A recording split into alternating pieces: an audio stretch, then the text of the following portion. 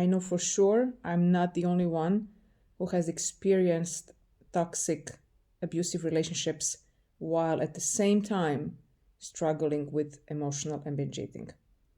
If you are stuck in that cycle of restricting and binging, it's very foolish to think that it only affects your eating and like your metabolism or whatever. It affects every pore of your life, including your relationships. If you are, for example, super restrictive with your diet, like I was for a very long time, then going out is out of the question. Cooking at home, ordering food, trying new restaurants, traveling, any activity, and I'm not saying that eating is the most important activity, but any activity related to food with your partner is not possible. And then you try to hide it like, oh, I'm such a clean eater, blah, blah, blah. Same goes with over exercising. Like you have to hide how much you exercise and all this kind of stuff.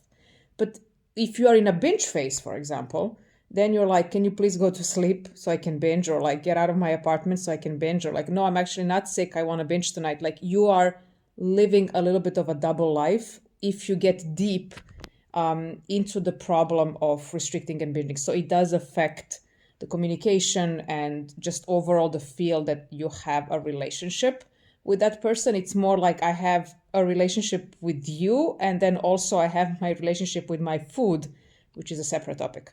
The problem that this restricting and binging caused me when it comes specifically to relationships was my self-worth and the partners that I was choosing as a consequence of my belief. So what I mean by that is that I felt worthless because, like, what kind of person is binging and purging and restricting and has all these packs of foods around her? Like, I felt horrible in my skin, horrible about the person that I was, like thinking that no one can understand this. No one wants to be around a person like that. No one wants to care for a person like that. No one can love a person like that because this person, meaning me, I don't love myself enough. And funny enough, because I had such a low opinion of myself, very low self-confidence, very low self-esteem, I was ending up in toxic relationships, like picking up the crumbs, whatever someone would give me, because that was my worth.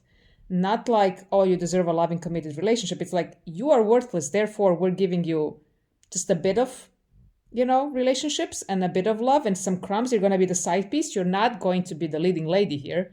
And that's what I thought that I deserved for this period of time when the restricting and the binging was out of control. So whenever you think about recovery and that you will recover your relationship with food, trust me when I tell you, your relationship with your friends, your family, your significant other, your kids, with your colleagues at work will all change the moment you start viewing yourself differently, because your relationship with food and your relationship with your body has changed. That's why it's so worth it, for many other reasons as well, but that's why it's so worth it to recover.